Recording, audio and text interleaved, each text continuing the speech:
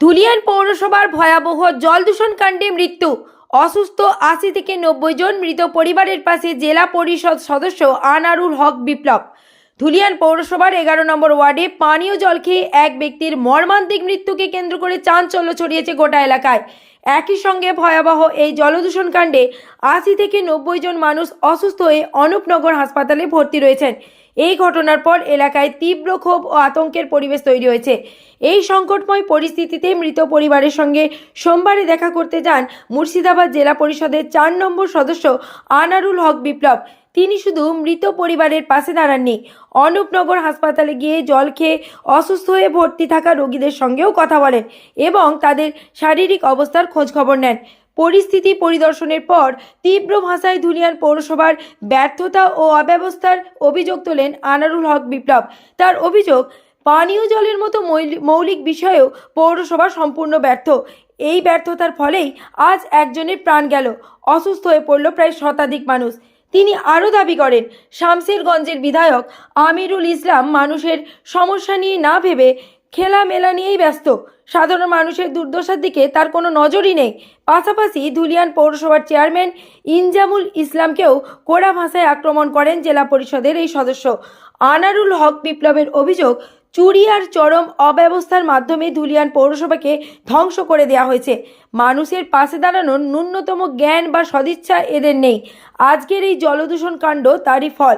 তিনি স্পষ্টভাবে জানান, এই ঘটনার সম্পূর্ণ দায় ধুলিয়ান পৌরসভার প্রশাসনিক ব্যর্থতার এবং দোষীদের বিরুদ্ধে কড়া ব্যবস্থা নেওয়া জরুরি। মৃত কসাই পরিবারের পাশে থাকার আশ্বাস দিয়ে আনারুল হক বিপ্লব বলেন, এই পরিবার একা নয়, আমি সবসময় কসাই পরিবারের পাশে আছি। ন্যায় বিচার না পাওয়া পর্যন্ত এই লড়াই চলবে। ধুলিয়ানের এই ভয়াবহ জলদূষণ কাণ্ড প্রশাসনের দায়িত্বজ্ঞানহীনতাকে ফের একবার প্রকাশ্যে এনে দিয়েছে। এখন দেখার, মানুষের প্রাণহানির পর আদেও কি ঘুম ভাঙবে পৌর প্রশাসন ও জনপ্রতিনিধিদের। এই ধরনের নিত্য নতুন খবরের আপডেট পেতে দেখতে থাকুন জঙ্গিপুর নিউজ লাইভ। থেকে নিয়ে বড় সকলে কিন্তু ডায়রিয়ায় আক্রান্ত হচ্ছে।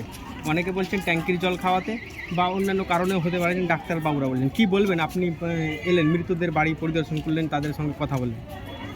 আমি 11 নম্বর ধুলিয়ান পৌরসভার 11 নম্বর ওয়ার্ডে আমি গিয়েছিলাম, যে বাড়িতে মৃত্যু হয়েছে। তারা যেটুকু বললেন আর কি, যে জল খাওয়ার পরে এরকম অসুবিধা হয়েছে আমাদের। তো আমি তাদেরকে বললাম যে চেয়ারম্যান এসেছিলেন, ওনারা বললেন যে না, এখনও চেয়ারম্যান আসেনি। আমি বললাম যে চেয়ারম্যান যেহেতু পৌরসভার জল খেয়ে এটা হয়েছে আর কি, মানুষের জলই মানে জীবন। এখানকার যারা নেতৃত্বে আছেন, মানে পৌরসভার পরিচালনা যারা করছেন, তাদেরকে এই জবাবদিহি করতে হবে। মানুষের জীবন নিয়ে খেলা করা চলবে না শান্তি। এখানে যার নেতৃত্বে পৌরসভা চলছে, এখানকার মানুষ তারা জানে যে দুর্নীতিবাদ ছাড়া কিছু নেই। সাধারণ মানুষ কিসে পরিষ্কার মানে ভালো থাকবে সেটা কোনো গল্প নেই। এদের পৌরসভাতে একটা, এই ধুলিয়ান মিউনিসিপ্যালিটি পৌরসভাতে একটা ঘুঘুর বাসা হয়ে আছে এখানে। এই জায়গাতে এলাকার মানুষের কোনো চিন্তা ভাবনা নেই। আজকে এত বড় একটা ঘটনা ধুলিয়ানে ঘটে গেল, কোনো কিছু নেই আমাদের চেয়ারম্যানের বা এখানকার আমাদের এমএলএর, কোনো কিছু নেই। এদেরকে ধান্দাবাজি করতে পেলেই এটা ঠিক আছে, তাই তো? আমরা এটার প্রতিবাদ ধিক্কার জানাই। এটা জানাই যে এই যে ঘটনা ঘটেছে ধুলিয়ান পৌরসভাতে, এর আসল রহস্য তুলে ধরতে হবে এলাকার মানুষকে, এবং এলাকার মানুষকে তারা কিন্তু আটকে এটা কেন ঘটলো, কি কারণে ঘটলো, এটা জবাবদিহি করা উচিত এই এলাকার ধুলিয়ান পৌরসভার মানুষ। পৌরসভা কর্তৃপক্ষকে আমরা জিজ্ঞাসা করেছিলাম, তিনারা বলছেন যে কি কারণ হচ্ছে তা তো খতিয়ে দেখা হচ্ছে, এবং জলটা নাকি তারা পরীক্ষায় পাঠিয়েছে, 3 দিন লাগবে। তো কাল নাকি সম্ভবত চলে আসবে। আজকে দেখুন, জল যদি নাই হতো, এখন এলাকার মানুষ যেটা বলছে জলের জন্য হয়েছে, 1-2 জন তো হয়নি, প্রায় 100-এর উপরে 100 ছাড়িয়ে গেছে। এটা সম্পূর্ণটাই একদম আমি বলতে পারি, যেটুকু এলাকা ঘুরে দেখলাম, এটা জল থেকে হয়েছে।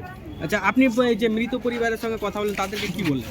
আমি কথা বলে এলাম, ঘটনাটা জানলাম আমি, এবং যারা অসহায় মানুষ, এমনও ধুলিয়ান শহরে আমাদের এমন অসহায় মানুষ যে ট্রিটমেন্ট করাতে পারবে না, তাদেরকে আমি বলে এলাম আমার সঙ্গে যোগাযোগ করবে। আমার মুবারক আছে, ইনজামুল আছে, আমি আমার দিক থেকে আর্থিক সহযোগিতা করব। তো খেলা নিয়ে এখন তো দেখতে পাচ্ছি সবাই ব্যস্ত আছেন।